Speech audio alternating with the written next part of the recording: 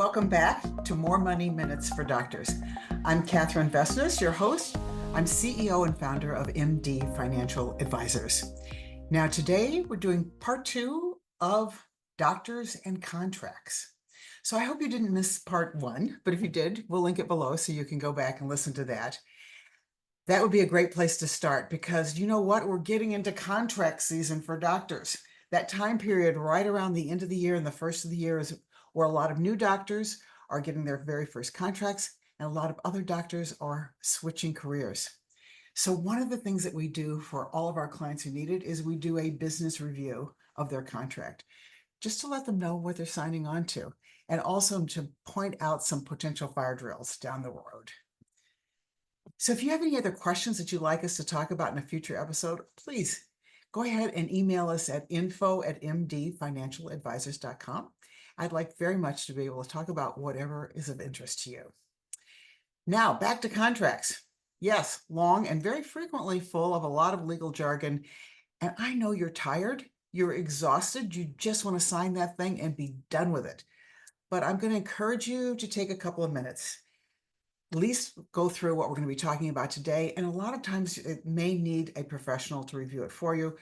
And we do that, as I said, as a business review, but sometimes they actually are so onerous that it would be better off to have an attorney review them. If that's the case, we'll let you know if we think that's appropriate. Now, last podcast, we actually covered base pay, bonuses, restrictions, and just some general tips. Today, though, we're going to be talking about employee benefits. So I've actually seen contracts where the base pay was, maybe slightly off, but the employee benefits were so much better that one company actually, or one clinic, one hospital, it was actually a much better choice than another one. So don't ignore peeking behind the scenes to see what's going on in the benefits. So let's run through a couple of those. PTO. Very rarely do I see any contracts nowadays that say you have to take, sick day. Now it's all PTO. You don't have to be sick. You can take it whatever you want. At the low end, I usually can see 3 weeks per year. This is typically for primary care doctors. Although I did see one poor doctor that they were only going to give her 2 weeks vacation. I thought that was horrible. So definitely want to check that out. Now on the higher end, if you're a radiologist, you can expect 10, 11, or even 12 weeks of vacation a year. Yes, you heard me right.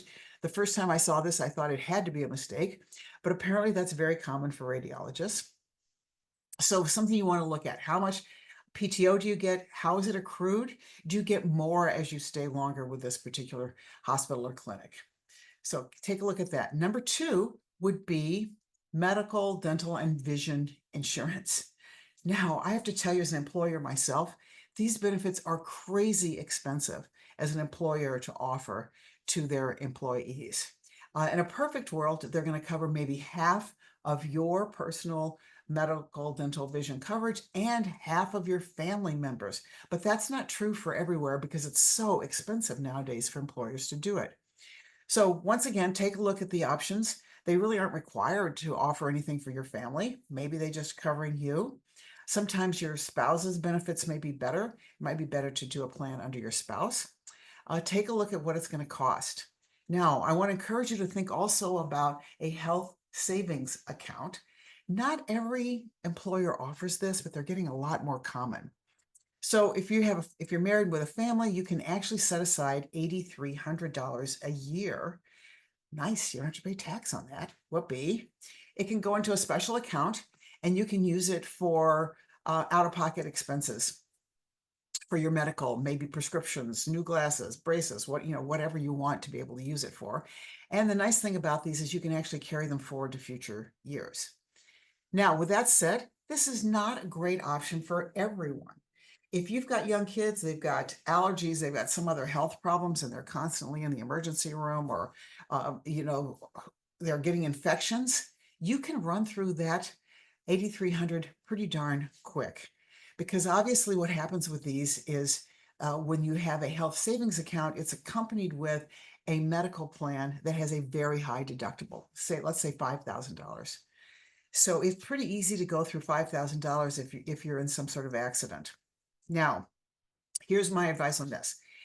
If you or your family is really healthy, you rarely go to the doctor, you don't seem to have any need for this, then fine, these can be a great way to set aside tax-free dollars in the future. In a perfect world, when we have doctors who've got extra income, I say, let's go ahead and do this, but don't use this account. Actually pay for your medical expenses, what few that you have, out of pocket. Let this grow tax-free, because in retirement, then you can pull all of this money out tax-free for your medical expenses in retirement when they're likely to be a lot higher. So that may or may not work for you. If, on the other hand, like I said, your kids are constantly in the doctors, or they've got some other chronic problems, then you're probably not going to want to use a high deductible plan. You're probably going to look at another health plan that's going to give you closer to first dollar coverage. All right, on to disability and life insurance. So generally, when it comes to life insurance at work, 99 times out of 100, these are what we call temporary term policies. They're just cover you during the time period you're working at this particular company, clinic, hospital. When we do our calculations for how much life insurance you need, I rarely even include your work accounts. And the reason is you have to be employed at the time of death in order for your heirs to receive money under these policies. Most people get sick, they quit their jobs and go home. So likely you're not covered there. Also, I've only seen 1 or 2 times that these policies were actually portable, meaning you leave hospital A to go to clinic B, but in between there, you've had some horrible illness. You now may be uninsurable for private insurance. So typically what we recommend is that you have your own private insurance on top of whatever they offer at work. We can always do the math to see what's cheapest for you. And that way, if you need to switch jobs, you've got something portable that you can take with you that's actually going to cover you, and you don't have to be employed at the time of death for your heirs to collect. So that's life insurance. Very typically, these are 1 or 2 times your annual salary. That's life. Now, disability insurance. Almost every doctor we have, with maybe 1 or 2 exceptions, their employer provides some level of disability insurance. However, it can vary widely. I can remember one doctor, I think it was only $1,000 a month if she became disabled, but not terribly helpful. So one of the things we do for clients is we will analyze what is your current disability at work, and then do we have any gaps? There nearly always is a gap, not always, but very frequently there's a gap between the amount of coverage that you need and what is offered at work. So roughly what we're trying to do with disability insurance is, after taxes, cover your after-tax income if you're too sick or injured to work. Now, this is a big deal to me because statistically, this is the biggest risk doctors face. You're 5 times more likely to be disabled than you are to die. So it's a very big risk, particularly if you have family. And disability can be a lot more expensive than people think. You may need in-home care, other devices, other things that are not covered by your insurance. So we do recommend disability insurance for almost all of our doctors. We analyze what you've got at work, then we'll see if you have any gap, and then how do we fill in the gap. Now, with both of these, we want to look at tax consequences. The good news with the life insurance, it's not a taxable event for you, and even the death benefit is not taxable. The disability, though, can potentially be taxable if your employer is paying all the premium, which is very frequent, and you're out on claim. Then that claim is going to be taxable to you as ordinary income. Keep that in mind. Whereas some employers will allow you the option to pay for disability yourself. And if that's the case when you're out on claim, then you don't have any taxes for that money. So that's a good thing to know and to keep in mind when you're doing the analysis. Finally, we had a couple of years ago, for some reason, we had a lot of female doctors who had heart problems. And I think one of them, she was quite young. She even had a pacemaker in at that age. And since COVID, a lot of our clients that were perfectly insurable before are no longer insurable. So if that's you, you've got some health issue out there, one of our recommendations is, will your company allow you to buy up extra insurance? So yes, you may have to pay for more life insurance. You may have to pay for more disability insurance. But if you can do any of those plans and not have to go through underwriting, underline those words. You don't have to go through underwriting. for a client who's not in perfect health, that's a very good thing to do. Now, if you have to go through underwriting, then we're kind of back to the drawing board, and we may be able to find you private insurance that's cheaper. All right, so take a look at disability insurance and life, and make sure if your plans are not portable at work, which they're unlikely to be, that you have some of your own coverage that is portable. All right, on to malpractice insurance and tail coverage. Do check your contracts out for this. When you leave your current employer, is there tail coverage that's going to cover you at your new employment? Or likewise, sometimes they want the doctor so much they will actually pay for tail coverage at from his previous job. Now, if you have to cover tail coverage yourself, depending on your specialty, it can be crazy expensive. So in general, we always see that malpractice is covered by the clinic, hospital, etc., the employer, but tail coverage, not so much. So mark down tail coverage, because this could be a point of negotiation where you might be able to sweeten the deal with your new job by getting them to cover tail coverage for you. All right, CME and licensing. This is all over the ballpark. I have literally seen this as low as $1,500 a year. Crazy. I don't think you can do anything for $1,500 a year. And if you're going to any conventions, any events, any CME training around the country, you're going to be spending a lot of your own money that is probably no longer tax deductible to get your credits that you need. So pay close attention. In my mind, the minimum for this should be $5,000 a year. And we don't often see that, though, particularly if you're on the East Coast or you're some area where the general salaries of doctors are being compressed. This is one of the ways the employers are saving money, is by not offering as much for CME licensing. So find out if they'll give you some extra time for going to the conferences. Hopefully you don't have to use your PTO. And how much are they actually going to cover for CME and licensing? A couple of other things to ask too. Will they pay you up front for this? Are you reimbursed? Do you have to provide receipts? Just find out what's really, really going on there. All right, next, retirement plans and the match, the employer match. So one of the key questions to ask is, when do they become available to you? Nowadays, it's not unusual for an employer to offer a 401k, but you might have to wait a year before you qualify, or you have to put in 1,000 hours of work before you qualify. Very important to know, because during that time period, you're probably going to want to be using the same funds you would have put into your 401k into a brokerage account to kind of build up your wealth, because you won't be getting any from work. Now, almost all employers nowadays have Roth options. 10 or 12 years ago, when we started working with doctors, very few of them had Roth options, but today you can usually do a pre-tax or a post-tax.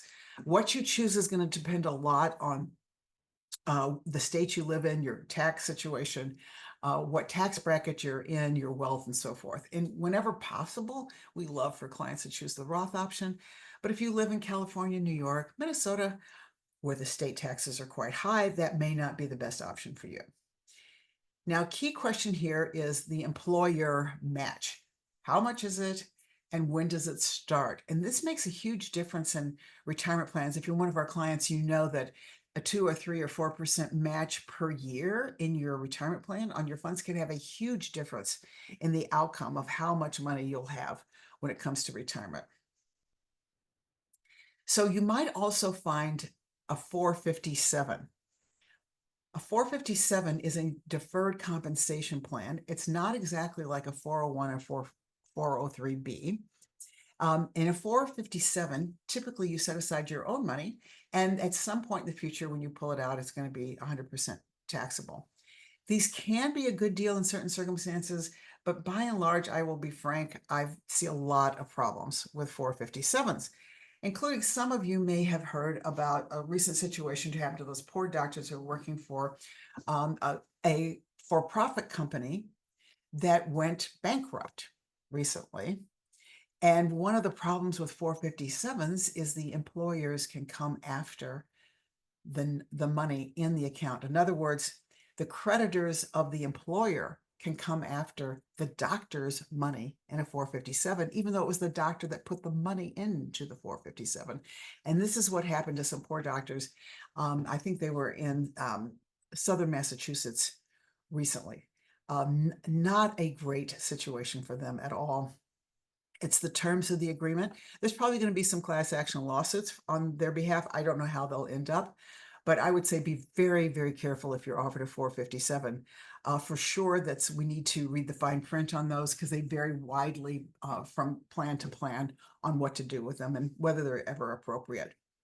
Now, generally, 401ks and 403bs are called defined contribution plans. And these are the most common ones. You'll see them almost everywhere. The big question, though, to ask is, how much will your new employer match, or how much are they putting in on their side? On their side, these always go into the pre-tax bucket, even though your contributions may go into the post-tax or the Roth bucket. I would say on the low end, there's a safe harbor of 2%. We sometimes see 2%. 3% is probably the most common. A lot of it depends upon the financial health of the institution.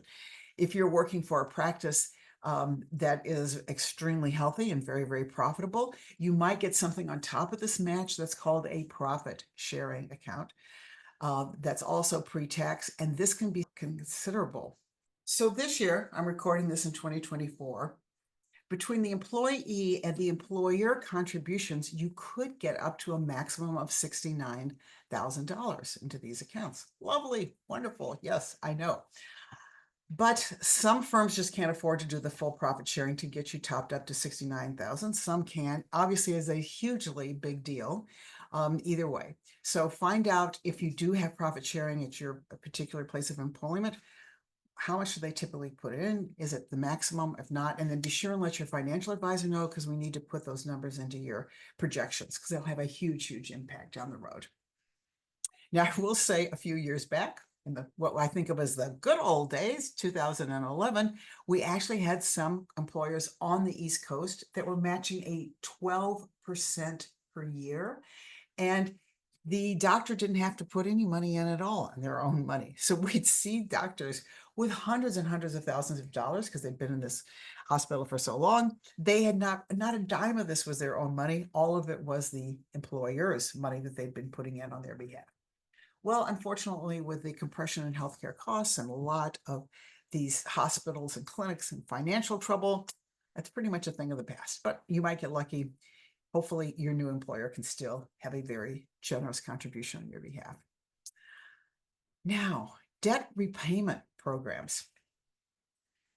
These are almost always taxable, but they can be great for the right doctor in the right situation. Whether or not they're taxable can vary from state to state, because sometimes you get some special state rules. They may be encouraging you to work in underpopulated areas, rural areas, and they may make some of the student debt forgiveness actually not taxable as an incentive. So just check it out. Now, at the end of the day, I think it's important for you to realize what can you negotiate for and what can't you negotiate for. So what's not negotiable, whatever the retirement plans are, the match, what they're doing for life, what they're doing for disability, these are carved in granite. They have to be the same to everybody. So there's no point in even wasting your breath and trying to negotiate on these. However, there are certain things that are negotiable, and I'm hoping you pay attention to this because most employers are leaving money on the table. And if you're not taking a little bit of time to negotiate, you're leaving money there that could be yours. So things that you could negotiate could be your salary, starting salary, salary increases down the road, bonuses. Remember, we talked about those last time. They might be a signing bonus or retention bonus or startup or good citizenship bonus. Those can be negotiable. Vacation. Maybe you can't get them to move on salary or move on bonuses. Well, ask for an extra week's vacation. Time off can sometimes be more valuable. Now, don't forget office space. Be really clear what you need in office space. We had one poor radiologist who went to Michigan, and They did not give him any office place at all. So that poor guy, apparently in radiology, you have to carry around a lot of very, very heavy books, and he'd have to kind of carry him around to space to try to find a place to work. Needless to say, he did not last there very long because the conditions were so horrible. So negotiate for a good office space, if preferable, private, with a window, whatever you need. But once again, you want to get that in your contract. And then some doctors want to spend only a certain percentage of their time in clinic. They want to do the rest in academic or research, whatever this is, get that in the contract. All of that, in my mind, is very negotiable. All right, I know that contracts can be intimidating, a little scary, but if you have one that you'd like us to look at from the financial side, I'm more than happy to do that. So please reach out. We will do this for any client. I want to make sure that you're really, really clear about what's in the contract and if there's any gotchas there. And I want you to feel very confident about your new job. All right. In closing, I hope you found this helpful. If you did, please pass it on to some other doctors you know who may be changing careers and could use a little help with their contract. And once again, reminder to send us questions, topics for future episodes of our podcast. Now, if you want to, you can reach out to us directly for a second opinion on your financial health, and you can do that by emailing us at info@mdfinancialadvisors.com. So in closing, please remember, take care of yourself, plan, protect, and prosper.